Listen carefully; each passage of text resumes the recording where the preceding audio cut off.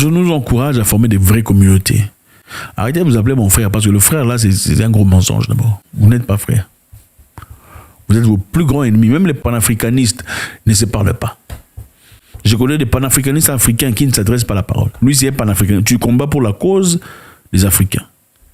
L'autre là combat pour la cause des Africains. Mais vous ne vous entendez pas. Vous ne vous parlez pas. Vous ne vous signez pas. Vous, ici, vous discréditez les autres. Non, c'est seulement vous qui êtes des vrais panafricanistes.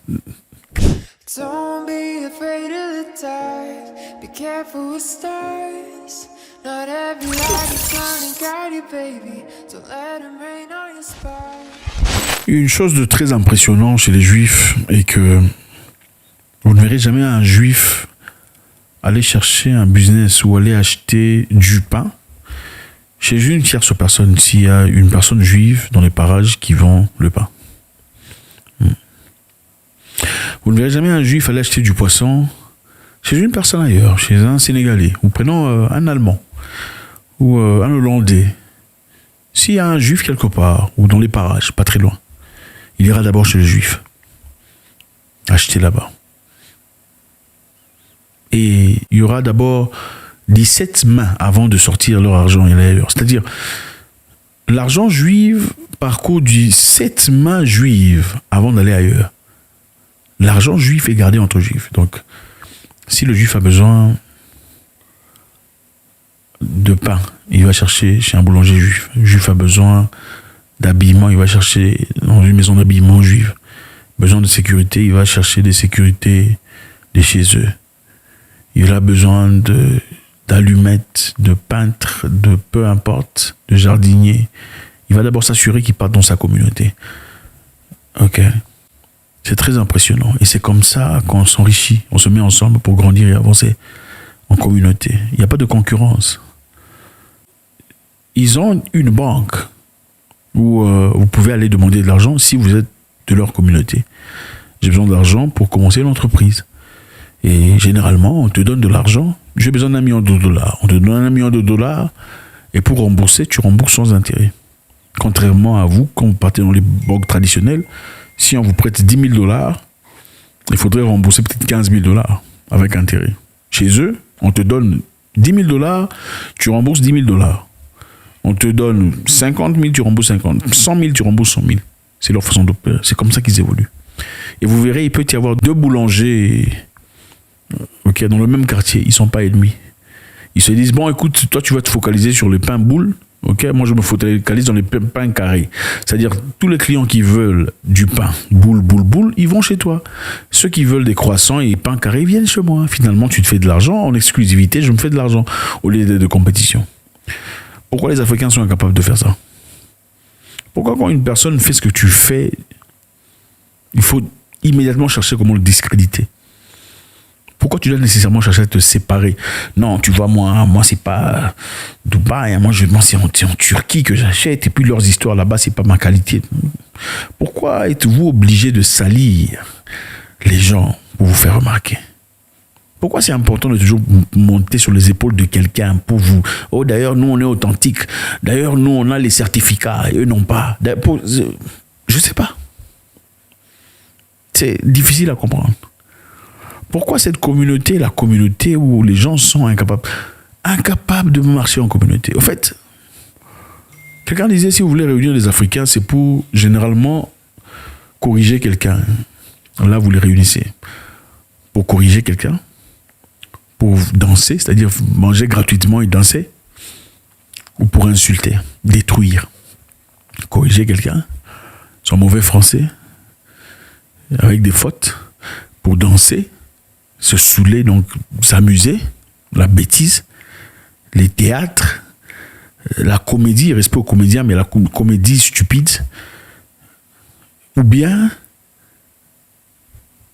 pour insulter, détruire quelqu'un, c'est ça.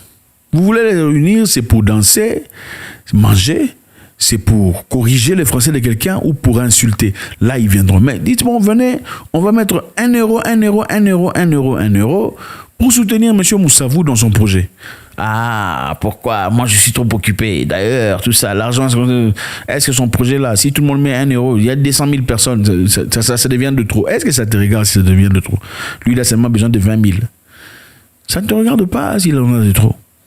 Quand les autres font des cotisations pour mettre de l'argent ensemble et aider un enfant brésilien ou aider un enfant belge, on dit que l'enfant belge a besoin de 20 000 $ pour faire son opération spéciale. Donc, chacun met de l'argent, des 10 appels de fonds. Il a $1 million. Et si on demande pourquoi les $1 million, il faut rembourser l'autre argent. On ne le demande pas. C'est seulement ici qu'on dit, oh non, pourquoi tout ça derrière l'argent, qui va gérer ça? Ce n'est pas possible, c'est incroyable. Pourquoi vous êtes ennemis entre vous? Pourquoi vous vous appelez d'abord frère? C'est quelle comédie ça? Mon frère, mais vous ne vous aimez pas. Vous voyez dans le train, vous ne saluez pas. Vous regardez les gens, c'est les vies, ils ne m'ont pas salué. Toi, tu veux qu'on te salue? Toi, tu es qui? La reine Elisabeth, qu'on te salue, pourquoi? Parce que quand toi, tu arrives quelque part, c'est toi qui salues les gens. Tu vas dans un quartier, tu commences à bouder. Oh, les voisins ne m'ont pas salué. C'est toi qui viens à peine d'arriver. Pourquoi tu n'as pas salué le voisin? Ce sont des choses très simples de l'éducation civique et morale que beaucoup de personnes ne comprennent pas. C'est triste de voir une société de personnes qui prient, mais qui sont mal éduquées. Et beaucoup de personnes vont chercher de l'éducation civique et morale à l'église. C'est deux choses complètement différentes. L'église s'occupe de votre spiritualité. L'éducation civique et morale s'apprend à l'école ou aux institutions nécessaires. Si vous n'avez pas commencé ça à la maison avec papa et maman. Parce qu'il y a des pasteurs très impolis, mal éduqués. Mais il est spirituel. Dieu l'écoute, mais il est mal éduqué. Il viendra te prêcher selon son éducation. C'est ça. Tout le monde n'est pas votre ennemi. Et ces gens qui voient les haineux, les haineux, on n'est pas haineux de toi, haineux par rapport à quoi? S'il y a trop souffert dans la vie. Vous savez, quand quelqu'un a trop souffert dans la vie, il commence à avoir des haineux, des aigris. Comment on est aigri par rapport à, tu sais quoi? C'est ton argent. Pourquoi tu te contorsionnes par rapport... La voiture t'appartient. Pourquoi tu es en train de souffrir? Pourquoi tu vois des haineux? La voiture est à toi. Mais c'est ta voiture. Il faut conduire ça.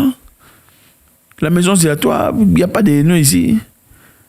Tu as fait ton histoire, ça a réussi. C'est bien, bravo. Qui est haineux? Il n'y a pas haineux. C'est toi, tu te rappelles d'où tu viens. Et là où tu viens, il y avait trop de haineux et des jaloux. Donc maintenant, il y avait trop peu de ressources. Comme il y avait trop peu, il fallait se battre pour les ressources. Tu avais des haineux parce qu'il n'y avait pas de ressources. C'est la pauvreté. Maintenant que tu commences à arriver, tu trouves toujours des haineux parce que tu viens d'un milieu où il y avait des haineux partout. Quelquefois, les gens sont trop occupés. Ils te regardent, c'est même pas toi qu'on voit. C'est peut-être la couleur de tes chaussures qui sont rouges. On n'en voit pas beaucoup. Ce n'est pas parce qu'on est jaloux de toi.